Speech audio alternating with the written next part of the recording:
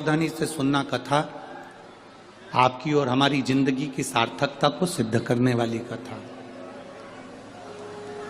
आज पंजाब की इस पवित्र भूमि पर अगर यह प्रसंग निकला है तो इसको आप अगर सुनेंगे तो आपका जीवन सार्थक होगा। शिव जी को 5 तरह से जल चढ़ाने का तरीका है।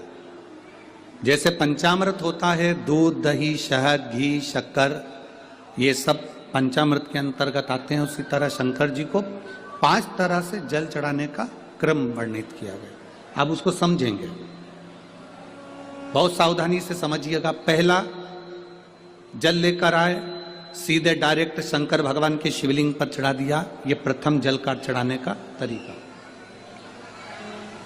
दूसरा,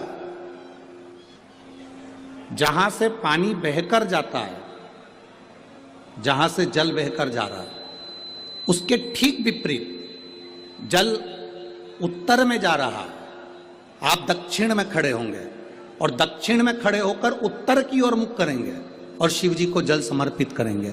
यह रोग मुक्ति करने वाला है और हमारे रोग पर हमें विजय प्रदान करने वाला है। यह जल चढ़ाने का तरीका। एक, सीधे मंदिर में गए, लोटा भरकर जल उठाया, शिव जी को चढ़ा दिया। दूसरा जल, जहां से पानी बहता है, शिव जी का चढ़ा हुआ जल जहां से बहकर जाता है, उसके ठीक विपरीत में शिव जी का जल इधर जा रहा है तो तुम यहां खड़े हो, तुम यहां बैठो, यहां मत बैठना, यहां मत बैठना, इधर बैठो। अगर रोग का निवारण है तो यहां बैठकर। तीसरा, अशोक सुंदरी से जल चढ़ाते चढ़ाते शिवलिंग तक लेकर जाना और शंकर भगवान के शिवलिंग पर पूर्ण जल समर्पित करना। यह तीसरा तरीका। यह कार्य की सिद्धता के लिए। हम जब किसी से आस न लगाकर परमात्मा से विनती करते हैं तो वो विनती करने का तरीका। तीसरा। चौथा, शिव जी पे चढ़ा हुआ जल 5 जगह पर समर्पित करना। गणेश जी, कार्तिकेय, अशोक सुंदरी, शिवलिंग और जलाधारी। ये चौथा क्रम है।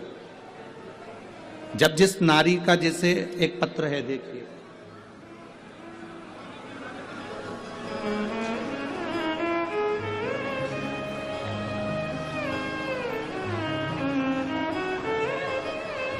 मेरा नाम मोनिका है, मेरे पति का नाम संजय सिंह है। मैं दिल्ली स्वरूप नगर की निवासी हूँ। कहीं बैठी हो तो हाथ हिला सकती हैं। अगर कहीं बैठी हो तो हाथ हिला सकती हैं। मेरा नाम मोनिका है, मेरे पति का नाम संजय सिंह है। मैं दिल्ली स्वरूप नगर की निवासी हूँ। मेरा फ़ोन नंबर ये है। कहीं बैठी हैं? अच्छा, सीढ़ी पर है। ठीक है, आप हाथ हिला दीजिए। श्री शिवाय नमस्तुभ्यम। ठीक है, कैमरे वालों को दिख गया है ना? ठीक है। भोले बाबा की कृपा का मैं क्या वर्णन करूं गुरुदेव। आप जो जल चढ़ाने का तरीका वर्णित करते हो, अगर उसको नियम से धारण करने वाला व्यक्ति होता है तो बाबा सुनता जरूर है। गुरुदेव, 2013 में मेरी शादी हुई, मुझे संतान का सुख नहीं हुआ। 10 साल हो गए, औलाद नहीं हुई। दिल्ली का एक हॉस्पिटल जिसको हम दिखा सकते थे, अच्छे से अच्छा डॉक्टर जिससे हम जांच करा सकते थे, उसके अनुसार हमारे को संतान का सुख नहीं था। आयुर्वेदिक डॉक्टर, अंग्रेजी दवाई, होम्योपैथिक सब कराई, IVF भी कराया तो भी संतान का सुख नहीं आया। आखिरी में डॉक्टर ने कह दिया, इधर उधर मत भटको, तुम्हें संतान नहीं होगी। जिसने जहां कहा हम वहां पर भी गए, गोदी भरवाई, झोली भरवाई, पर संतान नहीं आई। गुरुदेव, मेरे बाबा की कृपा किसको कहते हैं? आपने बेलपत्री के वृक्ष के नीचे जल चढ़ाना, उसमें से जल बचाकर शिव जी को समर्पित करना, सफेद आंकड़े की जड़ का प्रयोग करना, ये बताया था। और मेरे बाबा की कृपा से मेरा गर्भ ठेरा।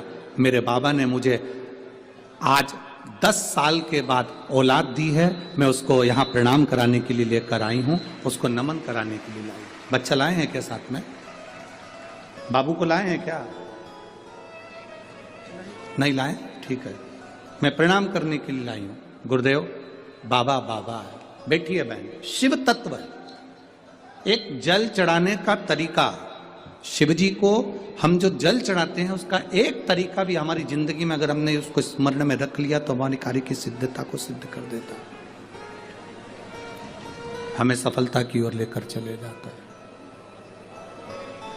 सीधे जल चढ़ाना, दक्षिण में बैठकर उत्तर की ओर मुख कर कर जल चढ़ाना, अशोक सुंदरी से लेकर शिवलिंग तक जल चढ़ाना, 5 स्थान पर गणेश, कार्तिकेय, अशोक सुंदरी, जलाधारी, शिवलिंग पर जल चढ़ाना 5 स्थान पर, ये चौथे नंबर का।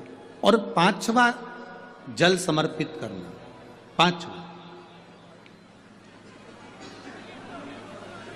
5वें नंबर का जल।